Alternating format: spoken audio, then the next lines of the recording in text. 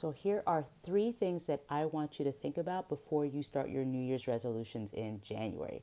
My name is Eddie, and I am a trauma therapist and mom coach, and I help moms regulate their nervous system through lifestyle tips and tricks. So, one of the biggest things that I find with clients towards the end of the year is that, like, either Black Friday has happened and they bought a course or they bought a thing and they just like have this vision that they are going to like finally get their ish together, right? They're just like, this is the year I get healthy. And so maybe they've like bought a health course like a couch to 5K app or whatever was on sale. This is the time that I'm finally gonna, get my money situation together, and like they get a QuickBooks subscription or something like that, right? Like you're just very excited and you're motivated for, like, you're starting to think about your New Year's resolutions, right?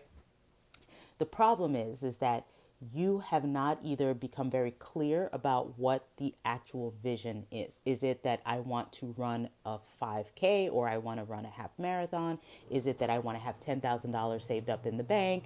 Is it that I want to, like, whatever it is, become very much more clear about what it is that you want in 2026, as opposed to just being like, I just want to get healthier, or I want to like finally, get my financial house in order, or I finally want to lose the weight. It's like, that's great, but you're not really giving your reticular activating system the capacity and the opportunity to be like, well, what does that mean? I don't have instructions, right?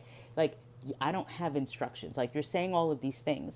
So give me instructions. That's one. Part two is be prepared for the sabotage that's going to happen when you all of a sudden have this bright idea to do this great thing, right? Your current version of yourself is like, no, the heck we aren't. I'm not going anywhere. I'm not going there, right? You have this great idea, but you haven't checked into what that decision actually means, right?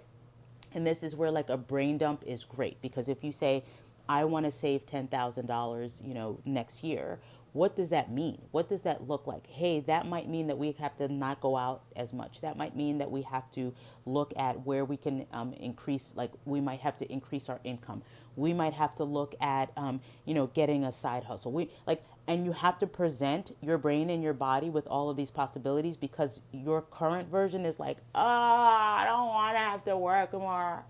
I don't want to have to do all this stuff. Well, it's going to be hard. Like, right, like you're not even priming the parts of you that are going to have to deal with the discomfort.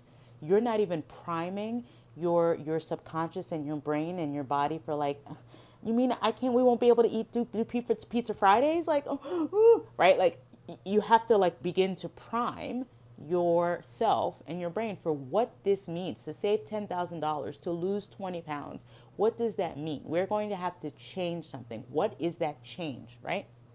And then being prepared for like not only the internal battle that it's like, I'm not, no, but you're then the external struggle from like your loved ones who are like, what do you mean we're not doing Pizza Friday anymore? What do you mean we're not like going out? What do you mean? What do you mean? What do you mean? And then like the pushback, right? Because the internal part of you is less like, this is what she's saying. And mom and grandma and husband and boyfriend are right. Like, we are going to miss out, right? So you need to prepare yourself for the internal dialogue and the external dialogue of what is going to happen.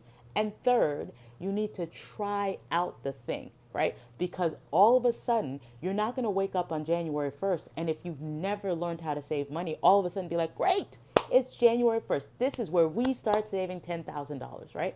You don't have the skill set. You don't have the knowledge yet. You don't have the instructions about how to go about doing it. What do you need to do?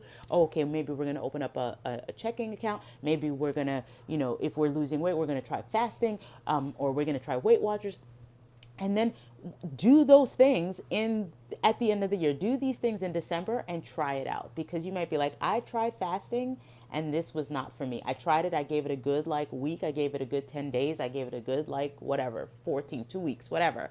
And it's not for me. You try it out. And then you can then say, okay, like, well, we're going to try out Weight Watchers, or we're going to try doing this, or we're going to like we're just going to keep reading and we're going to keep learning but you're going to try these things out before you just all of a sudden hit the ground running. And I read it somewhere that, or I saw someone say, like, imagine that somebody says that, like, all of a sudden I'm going to invent this thing, and you've never invented a thing ever before in your life, or you've come close to like inventing something, but then you're saying, like, we're going to go all in, we're going to put all of our savings, all of our savings into inventing this thing. We're going to order 10,000, units of this thing that we've never actually tried or prototyped or tried out.